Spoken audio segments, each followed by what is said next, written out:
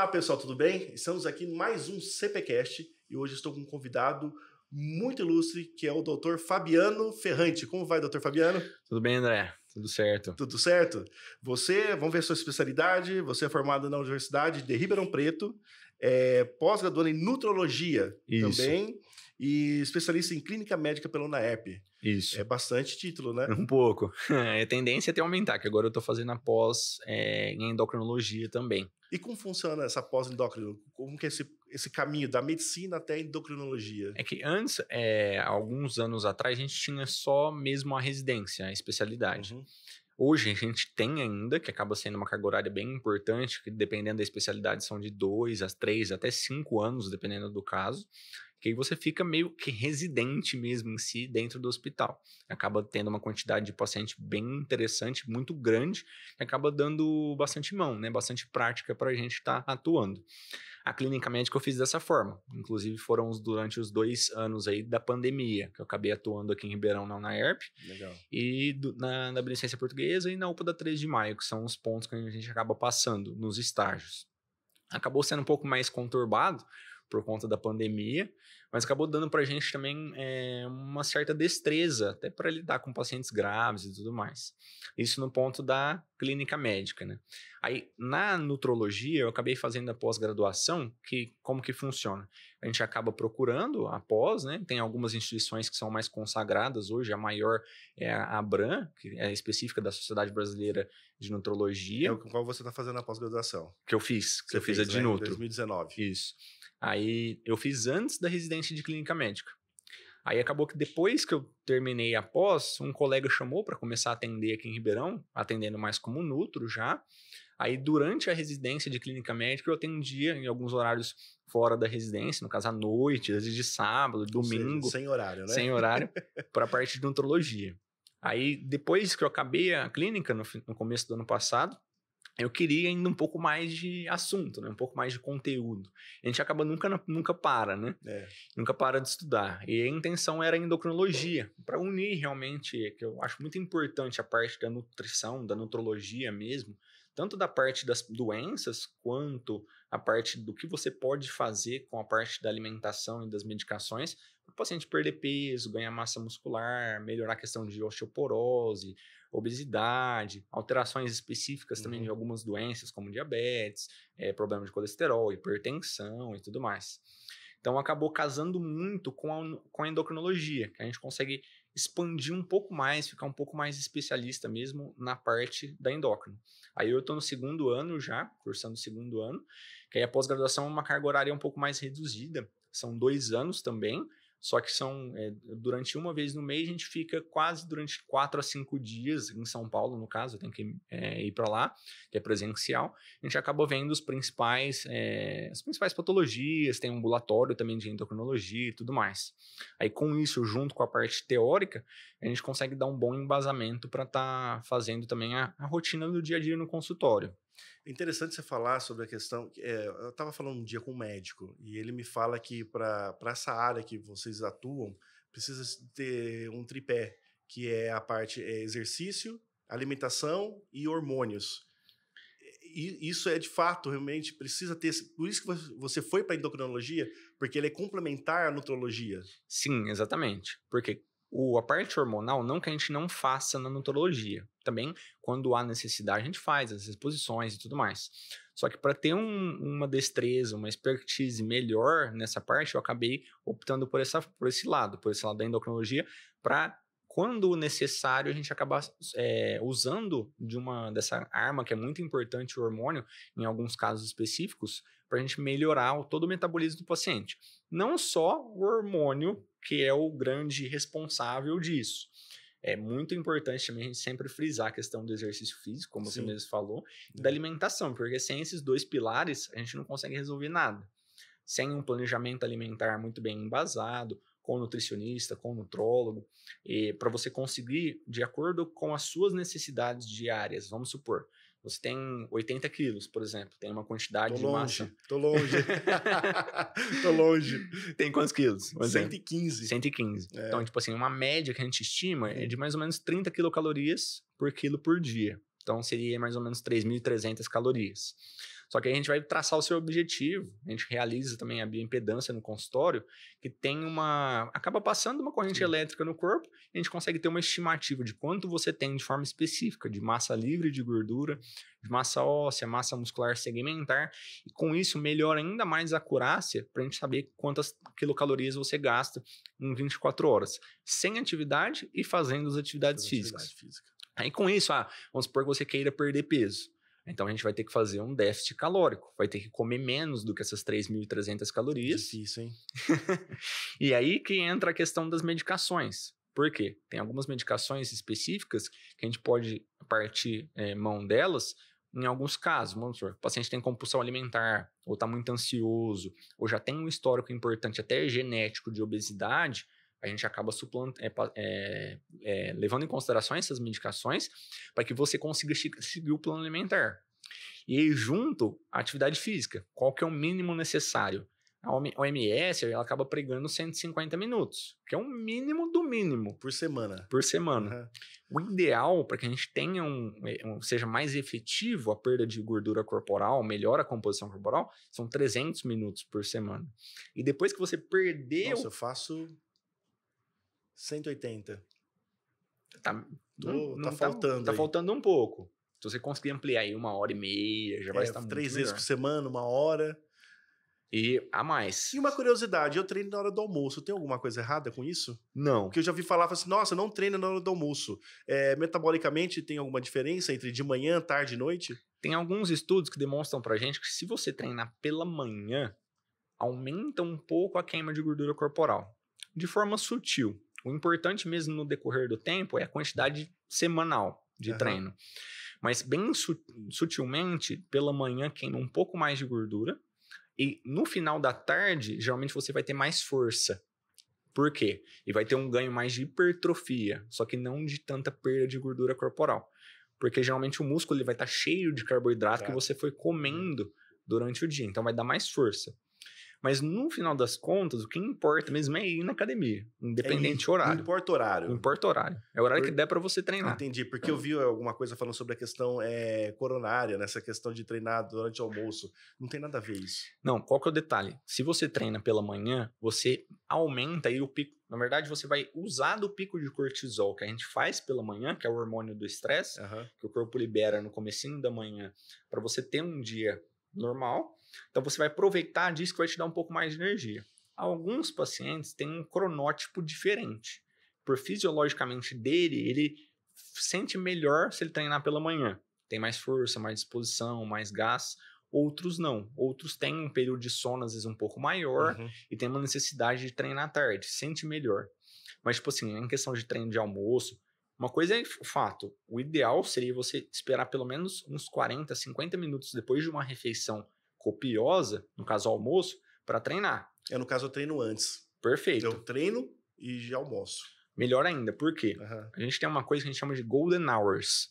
São as horas de ouro, logo depois do processo da atividade física. Principalmente quando é uma atividade física resistida, musculação. Então a gente depleta todo o glicogênio que tem dentro do músculo. Legal. Aí o músculo vai ficar ávido por carboidrato e proteína. Aí você tem 2 horas para fazer uma refeição com carboidrato e proteína. Aí você estimula tanto a recaptação dessa glicose que você gastou dentro do músculo, quanto também do aminoácido. Isso vai estimular, no longo prazo, o ganho de massa muscular. Então isso que é importante, é interessantíssimo. Treinou, refeição logo em seguida. Pode ser tanto uma refeição sólida, como em alguns casos, eu vou treinar à tarde, eu vou treinar pela manhã, não vou conseguir fazer uma refeição sólida, o uso de alguns suplementos, tipo como whey protein, o oximase, palatinose. A palatinose ela acaba sendo mais indicada para algumas provas de endurance, que o paciente precisa ter um carboidrato um pouco mais de lenta absorção durante todo o treino, por exemplo, um maratonista e tudo mais. Entendi. Entendeu? E acaba sendo bem interessante. E o ideal é sempre fazer pelo menos uma refeição a cada 3 horas. Não que o fracionamento seja uma coisa que sempre deve ser realizada. Só que quando a gente aumenta esses picos de aminoácido e carboidrato na corrente sanguínea, na alimentação, a gente estimula uma enzima que chama mTOR, ela vai estimular a síntese proteica na massa muscular. Então, isso no longo prazo também vai ajudar. Por isso que a gente acaba pregando sempre essa questão do fracionamento alimentar. Entendeu? Entendi. É curioso. Eu já fiz vários tipos. Já fiz tratamento com nutrólogo já há muito Legal. tempo atrás. E segui muito uma nutricionista amiga minha, Natália. Uhum. E sempre deu muito resultado da forma que foi. Cheguei uma vez a perder 15 quilos, mas treinando corrida. O que eu tenho percebido? Agora que eu não estou correndo, porque eu tenho um problema de uma distrofia patelar no joelho, eu não posso fazer muita atividade de impacto. Entendi. Qualquer coisa de impacto, eu sinto dor no joelho. E com a musculação, é interessante isso. Com a musculação, eu não estou conseguindo perder peso. Mas eu estou percebendo que eu estou crescendo, mas não estou conseguindo perder tanto massa magra. Mesmo pegando peso mesmo, né? Que você vê que ativa a parte cardio, tudo. Sim. Isso tem a ver porque eu tô com 40 anos de idade e as coisas vão mudando depois dos 40, porque eu senti diferença. Eu perdia fácil fazendo musculação. Agora eu tô crescendo, em vez de diminuir, eu tô aumentando. Tanto meu peso, o volume, né? Eu falo que minha camisa já não tá mais servindo, né? Tá precisando trocar meu guarda-roupa. E me preocupou, porque a semana passada eu fui fazer eu falei assim, poxa, eu preciso perder. Preciso dar uma murchada.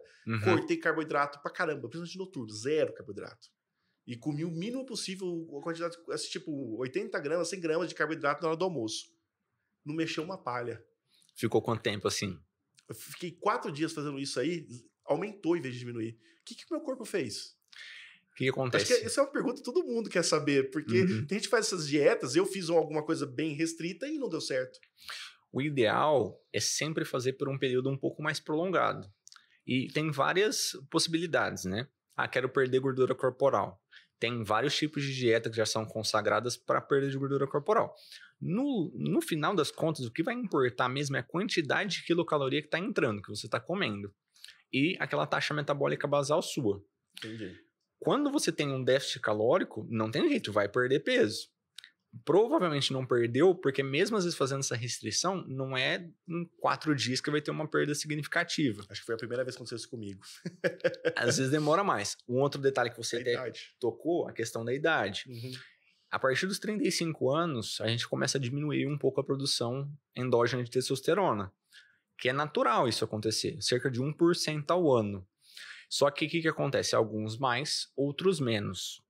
Outro segundo problema, obesidade visceral. Quando a gente tem gordura abdominal, a nossa testosterona que o testículo produz, ela converte no tecido adiposo para estradiol, por conta de uma enzima que está presente na gordura que chama aromatase. Quando ela vira estradiol, isso é bom para algumas coisas. O colesterol é bom, para a questão também hormonal, do ponto de vista ósseo também é bom, porém a testosterona cai. Aí diminui libido, perde força, diminui massa muscular e piora a gordura visceral. Entendeu? Então isso que acaba modificando um pouco. Então, tanto a questão da obesidade visceral quanto a questão da idade. Então, isso junto com as orientações dietéticas, junto com o treino, que, tipo assim, 180 minutos. Então, às vezes, se a gente aumentar um pouco a quantidade do treino, vai ficar mais fácil porque você vai perder mais quilocaloria. Então, vai ficar mais fácil manter esse déficit calórico. Então, vai te ajudar no processo de perda de gordura corporal. É sempre importante a gente ganhar massa. Por quê? Ganhando massa, a gente vai aumentando a quantidade de gasto energético basal. Pode ser pouco? Sim, mas isso vai aumentando no longo prazo. Quanto mais músculo, maior vai ser a necessidade de quilocaloria que você tem que comer no dia. Entendi, que é paradoxal, né? Do ponto de vista de leigo, é paradoxal. Então, tipo assim, às vezes não é só comer pouco, é comer bem. Porque você tem que comer a quantidade específica de carbo, de proteína e de gordura durante o dia para que você consiga melhorar a capacidade muscular, tanto do ponto de vista de contração, quanto do ponto de vista de força. E também a questão muito importante que a gente acaba esquecendo é o sono. Na grande maioria das vezes, às vezes o paciente não dorme bem, ou ronca, tem uma síndrome da apneia obstrutiva do sono, alguma coisa do tipo. E eu resolvi. Eu uso CPAP. CPAP? Eu uso CPAP. A apneia grave tem que usar CPAP, não tem o que fazer. Não tem jeito. E o que vai ajudar muito você melhorar da questão da apneia é a perda de peso. Porque o que acontece? A gente tem gordura na região do pescoço, na região cervical, e isso, quando a gente acaba entrando em sono profundo, colabou, aí acaba fazendo micro despertares, como no seu caso foi grave. Foi grave, eu cheguei a ficar... Tinha 52 apneias por hora. É muito. Muito grave Uhum. e 38 segundos sem respirar. De apneia chegou, o meu exame deu. Uhum. Quando eu vi isso, eu falei assim, eu vou morrer. E é verdade isso, porque eu cheguei lá no consultório, lá do CEPAP, quando eu fui comprar o CEPAP, uma pessoa, era um médico, tinha morrido com 55 anos. Porque ele não usou o CEPAP que ele comprou. Porque acaba aumentando muito a concentração de gás carbônico no corpo. Aí você fica dando micro despertar, aumentando a produção de adrenalina, cortisol durante a noite inteira. Então não dorme bem, fica mais cansado, piora a gordura visceral. Se tiver diabetes, pré-diabetes, piora também. A pressão sobe por conta da adrenalina. Então acaba virando um caos. E às vezes descompensa as outras doenças que o paciente ainda já tem. Entendi. É mais difícil perder peso, a diabetes descontrola, a obesidade piora, a questão da hipertensão também piora. Então vai virando uma bola de neve. Eu percebo que exercício físico é algo que realmente colabora essa questão, principalmente da hipertensão. Toda vez que eu sigo uma regra de exercício físico, sempre 12 por 8, aquela coisa bem regradinha. E realmente acho que tem que estar alinhado esse tripé, né? Agora, falando em tripé, pensando nessa questão, porque a gente falou muito da questão alimentar e dessa questão de exercício. Hoje a gente sabe que está tendo algumas mudanças. Agora, recentemente, a própria Anvisa proibiu alguns medicamentos para metabólicos, né? Para hipertrofia, relacionada à questão de estética. Sim. Eu vejo aí que muita gente usa alguns medicamentos como o Ozempic. Na verdade, ele funciona para diabetes. Ele foi criado para isso, mas hoje é utilizado para emagrecimento. Como que você vê essa decisão da Anvisa e também essa questão da utilização do Ozempic hoje, que tá normal, tá bem divulgado aí. Exato. Né? O detalhe do Ozempic, tipo assim, é uma medicação que ela surgiu de um hormônio que a gente produz no intestino. Então, o que é o Ozempic, o que é o Saxenda, o que é o Victoza? São GLP-1, que é um hormônio que a gente produz no nosso intestino, lá no final dele, quando a gente come. O alimento chegou no intestino, ela libera uma mensagem lá no sistema nervoso, no centro da fome, e controla a fome. Então, ajuda o paciente a controlar a saciedade. Só que qual que é o detalhe? O nosso hormônio ele fica na corrente sanguínea durante 2 a 4 minutos, aproximadamente. Logo, o nosso corpo degrada ele, logo vai conseguir comer de novo. Já esses hormônios sintéticos, por conta de algumas mudanças moleculares, eles acabam ficando até de 12 a 18 horas, no caso do Saxenda, até 7 dias, no caso do Ozempic. É verdade, porque o pessoal acha que aplica uma vez por semana. Isso. Então, o que isso faz? Isso estimula você o tempo todo, quando começa a comer, a já ter uma saciedade precoce. Isso ajuda no controle da fome, consequentemente o paciente acaba perdendo peso. Mas não é só pela restrição alimentar. Tem algumas alterações metabólicas também, velocidade de absorção de carboidrato muda, produção de insulina muda, produção de glucagon muda, tudo que é o metabolismo faz a homeostase da glicose. Isso acaba também potencializando o uso tanto do carboidrato quanto da gordura para lançar mão de energia e acaba o paciente levando uma perda de peso significativa, que chega às vezes até 15%, 16%. Isso é muito bom. E algumas novas medicações agora, como o do Surmont, que surgiu, que é o Tirzepatide, que são 2 associados, tem o Cagrisema também, tem alguns que estão surgindo novos, que estão agindo mais ou menos da mesma forma, algumas moléculas diferentes associadas que potencializam ainda mais a perda de peso. E o paciente chega a perder 24%, 25% do peso corporal, que é comparado mais ou menos a um sucesso de uma cirurgia bariátrica. Caramba, é bem importante. Bem importante. E isso, pensando do ponto de vista técnico, tem contraindicação ou isso realmente é uma revolução da questão da saúde e da estética? Acaba sendo uma revolução mesmo do tratamento da obesidade e do tratamento da diabetes. Só que toda e qualquer medicação deve ser feita de acordo com a prescrição. O médico. Médico. Porque não é simplesmente, eu vou comprar e tomar. Infelizmente, é uma medicação que é vendida sem prescrição. Na farmácia você consegue comprar, tanto o Ozempic quanto o Saxenda. Por isso que o pessoal acaba usando de forma indiscriminada. Qual que é o problema? Toda medicação tem dose, tem sensibilidade do paciente, tem os efeitos colaterais, tem as possíveis contraindicações. Então não é qualquer um que pode ir lá comprar e tomar. E é o que acontece. Aí é onde acaba dando problema. Alguns pacientes acabam... Teve até um caso de uma moça que acabou até falecendo, porque acabou que só vomitava, que é um dos efeitos colaterais da medicação. Provavelmente deve ter feito uma desidratação grave, ou ela tinha algum problema incipiente renal, acabou fazendo uma disfunção renal e acabou falecendo por conta disso. Então, tipo assim, não é simplesmente só comprar e tomar. Tem que ser feito uma orientação. Então, é uma medicação muito boa, é uma revolução. A gente vê isso como uma melhora absurda, que até alguns anos atrás, até para o tratamento do diabetes mesmo, a gente não tinha algumas medicações, ajudava muito, só que não necessariamente para a questão da perda de peso associado com o tratamento do diabetes. Então, isso é fantástico. Até para o tratamento de alguns problemas cardíacos, a gente está vendo que os pacientes que estão fazendo uso desses análogos GLP-1 estão tendendo a morrer menos de causas cardiovasculares. Então, tipo assim, isso é fantástico. Chega até a arrepiar mesmo. É fantástico mesmo. É bem legal. Só que não deve ser feito de forma banalizada.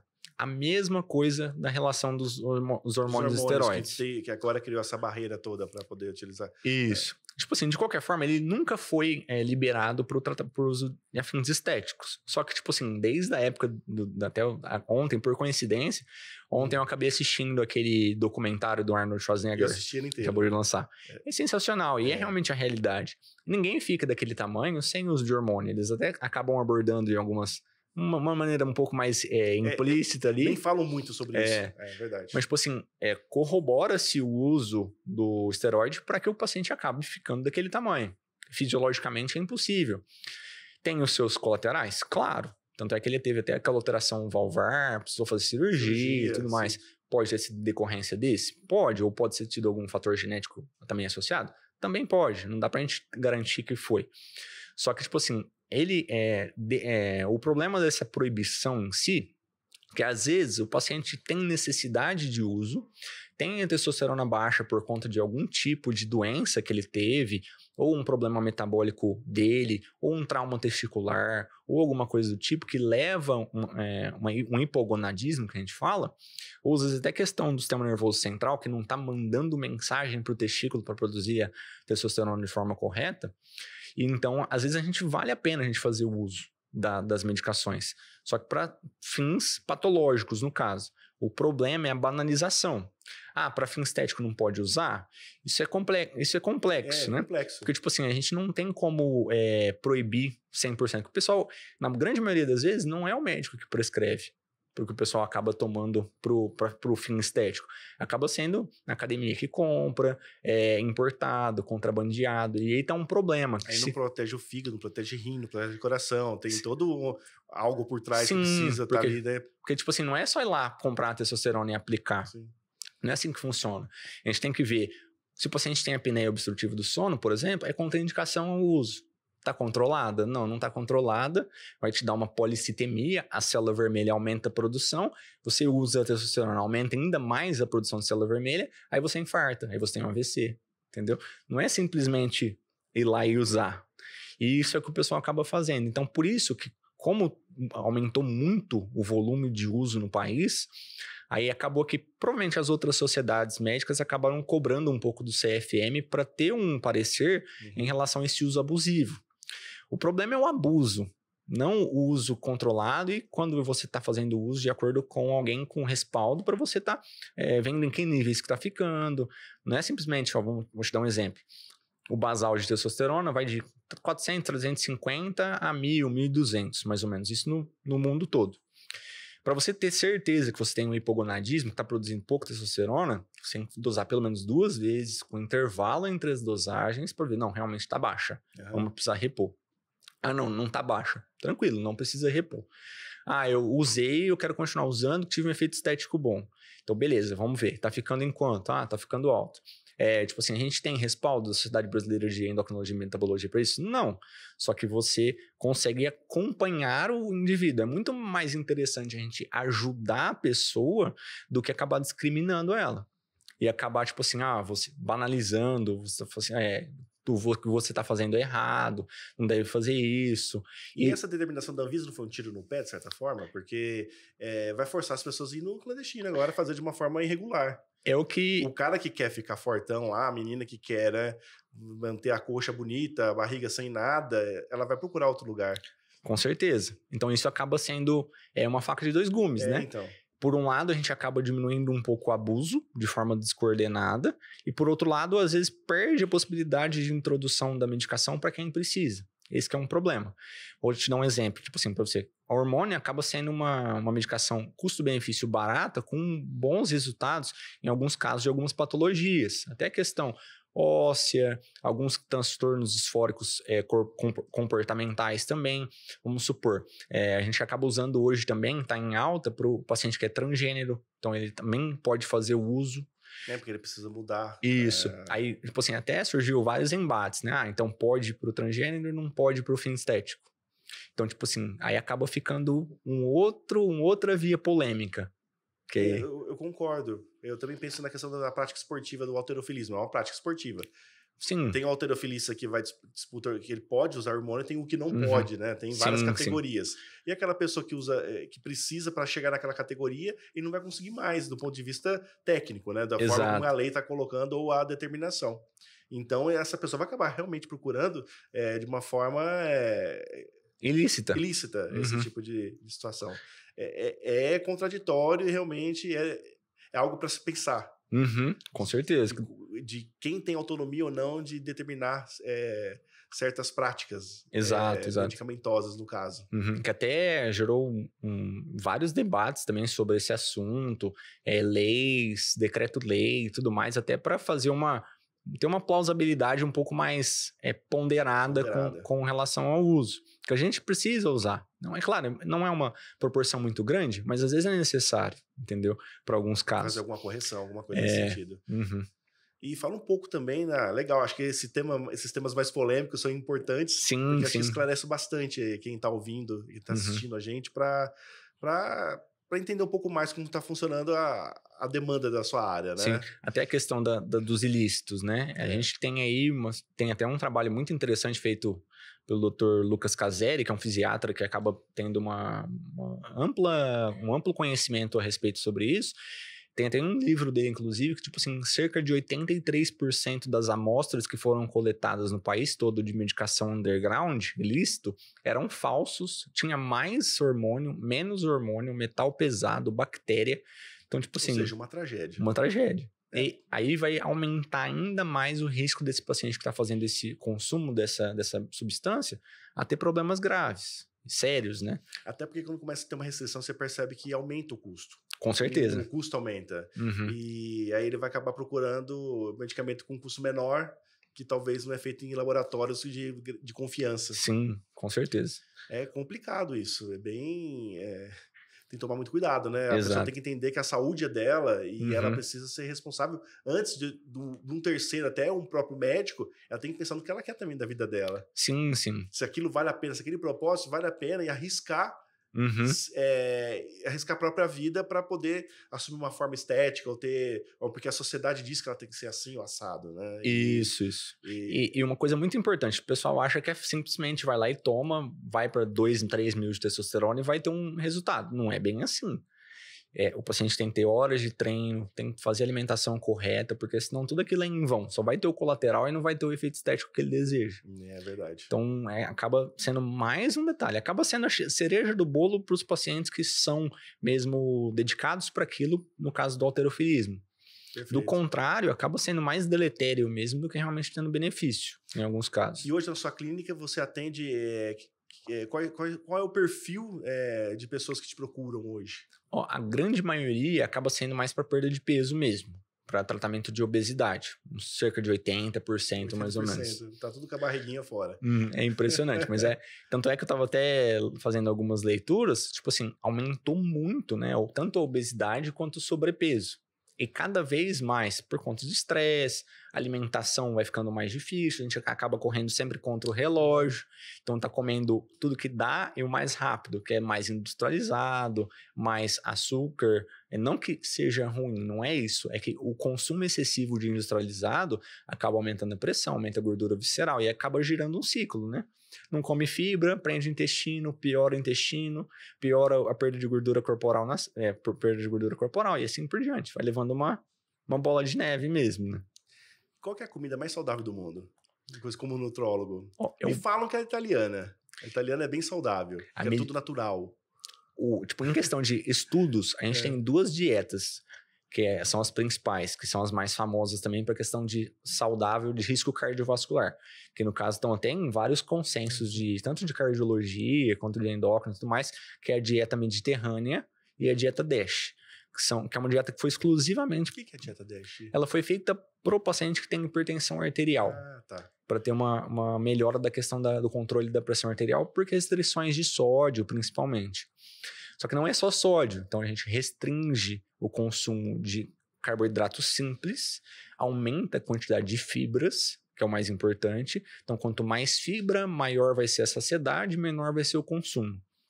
Não é não comer carboidrato, tem que comer carboidrato, proteína e gordura, mas as quantidades específicas e a gordura boa. É muito melhor você fazer consumo de um azeite do que uma gordura animal. Tem algumas críticas quanto a isso, mas o problema é que, tipo assim, a quantidade de gordura saturada, ela é necessária? Ela é necessária, só que em quantidades controladas. Se fazer um consumo em excesso, vai ser muito prejudicial. Aí você junta picos de insulina com picos de glicemia, com picos de gordura na corrente sanguínea, então aumenta muito a deposição nas placas, nas coronárias. Aí o paciente está obeso, está hipertenso, tem apneia do sono, aumenta a deposição de placa, infarta.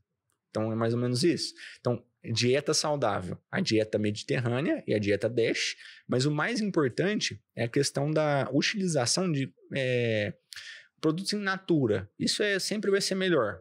Então, tipo assim, o ideal, o que seria assim, a gente fazer é o básico. Arroz, feijão, uma carne, verdura, legumes. Isso, almoço, jantar. Aquele mix que a gente faz, colorido, que o pessoal Isso. frita. Quanto mais colorido, melhor. Por quê? Vai ter maior quantidade de fibras, vai ter maior quantidade de vitaminas, minerais, tudo aquilo que vai suprir as necessidades fisiológicas diárias. Então, isso vai te ajudar no processo, tanto para o dia a dia, quanto no longo prazo, para que você envelheça de uma forma mais saudável. Esse que é o ponto principal. Quantidade de cálcio também na dieta mediterrânea, que é um pouco mais alta, aí acaba diminuindo também no longo prazo a questão da osteoporose, que vamos supor, a gente acaba ficando frisando também na osteoporose, porque fraturou o fêmur, aumenta em 50% a chance de óbito no próximo ano. Então, tipo assim, é muito. É muito alto. É muito alto. Então, tipo assim, quanto melhor chegar o organismo do paciente na vida, no envelhecimento, melhor. E como a gente tem respaldo hoje de medicação para controle das partes de infarto, colesterol, então a população está cada vez vivendo mais, a expectativa de vida está aumentando. Só que, tipo assim, não adianta nada a gente aumentar a expectativa de vida, só que gerando outros problemas, né? No caso. Então, o ideal é que a gente consiga chegar numa idade pacientes longevos, né? Porém saudáveis. Isso que é o ponto primordial. Eu até brinco, eu falo que eu quero morrer saudável. Exato. É porque eu tenho percebido, eu tenho um vô de 103 anos. Legal, isso é um ponto positivo. Infelizmente, com 103 anos, hoje ele tá de cama porque o sistema ósseo dele não aguenta mais. Perdeu muito musculatura, então não consegue mais andar. Então ele fica sentado. E você acha que no futuro a nossa geração vai viver mais de 100 anos com menos esse tipo de doença, como osteoporose, por exemplo, artrite? Porque eu acho que o que danifica mais a idade é ver minha avó, por exemplo. Ela morreu uma semana depois do fêmur. E nem foi por causa do fêmur, ela teve uma infecção urinária depois pós-cirurgia. Ou seja, de qualquer forma, ela teve a cirurgia já foi um risco para ela, de certa forma. E eu percebo que a geração, principalmente dos meus pais, né, meus avós, muito problemas relacionados a cálcio, problemas relacionados à estrutura óssea na certa idade. E eu percebo também que eles não fizeram exercício físico regular. Também não fizeram exercício físico regular, apesar de falarem que comiam bem no passado. Porque a gente comia tudo natural, hoje é mais embutido. Só que eu vejo um pouco esse paradoxo, de ao mesmo tempo eles têm vários problemas relacionados à nutrição que não foi correta lá na infância deles. Porque lá era muito escasso. É muito escasso. Aí acabava sendo o outro ponto. Hoje é muito excesso. Muito excesso. Antes era muito escasso. Então a gente tem que tentar... Até é engraçado, já tem várias vezes que eu vejo isso no Instagram. Às vezes o pessoal posta fotos da população, tipo, 1970, 1980. Tipo assim, já era muito mais magra do que hoje. Por quê? Consumo. É fácil. Tudo bem que eu tenho 30 anos, mas tipo assim, quando eu tinha 5, 7, a gente tinha uma quantidade pequena de industrializados para comprar. Tipo, Danone eram poucos. Hoje tem uma... A gente mãe que fazia comida. Exato. Então, tipo assim, era tudo muito mais manufaturado, que é o ideal. Então, isso acabava ajudando muito. Tanto é que a população veio cada vez mais melhorando do ponto de vista de tempo de vida. Só que acabou aparecendo outras doenças, obesidade, hipertensão, colesterol, diabetes, cegueira.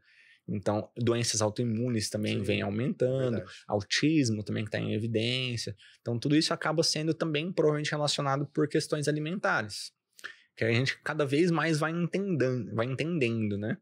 É até interessante, tem o último curso que eu fiz em Campinas, na Unicamp, eles têm um aplicativo que foi desenvolvido pelo pessoal de lá, chama Desrotulando. Que acaba sendo bem interessante para a população mesmo. Por quê? Você abaixa o aplicativo, bate no rótulo do alimento. Ela te dá uma pontuação de questão de saudável, se tem agrotóxico. Legal. Então, tipo assim, às vezes você pega um pote de margarina, por exemplo, é o ponto. É o mais baixo possível. Eu não conhecia esse aplicativo. É bem interessante, é recente, mas é um aplicativo bem interessante. Desrotulando. Acho que eu vou colocar no descritivo do vídeo. Depois, pode colocar. Tá? Vou pedir pra colocar, você passa, a gente coloca no descritivo do vídeo, pra quem tá assistindo, já acaba acessando pra aproveitar. E uma outra coisa que eu falo também que é bem interessante, até pros pacientes, para conseguir seguir a dieta, seguir a rotina também, tem alguns outros aplicativos que contam calorias. Não é para ficar neurótico, bitolado, mas é para você ter uma noção de quanto come, que às vezes a gente não tem essa noção. Ou às vezes come muito pouco, e come mais carboidrato e não ganha massa muscular, só ganha gordura. Ou às vezes come muito, aí ganha tudo. Ganha gordura, ganha massa magra. Então tem que ir atingindo mais ou menos uma homeostase, né? Um nível um pouco mais dentro do ideal. Ó, que bom. A gente está chegando... Infelizmente, né? A gente vai estar chegando ao fim aqui do nosso podcast. Foi sensacional. Eu acho que a gente falou de temas relevantes para o nosso público. E é legal que você está aqui dentro do centro profissional, né, trazendo todo esse trabalho seu, todo esse desenvolvimento e ajudando pessoas. Porque eu vejo a medicina algo voltada muito 100% ser humano. E ela está aqui para melhorar a nossa vida, né? Trazer bem-estar, saúde, trazer longevidade. Isso. Que é no caso da nutrologia, da endocrinologia, que está totalmente associado a essa questão temporal da vida, né? Porque ela acompanha desde quando você nasce até quando você chega no final da nossa vida. E esse percurso, eu acho que está muito relacionado à nutrição, ela é essencial para ter essa qualidade de vida. Com certeza, até aquela frase famosa de Hipócrates, né? Você é aquilo que você come, né? Então, tipo, realmente, você é aquilo que você come, as doenças que você terá no futuro são decorrentes, na maioria das vezes, claro, salve exceções das questões genéticas, vai ser por conta daquela rotina dos seus hábitos de hoje. É verdade. Fabiano, só tenho a agradecer, muito obrigado, tá? Eu que agradeço. Muito obrigado pelo convite.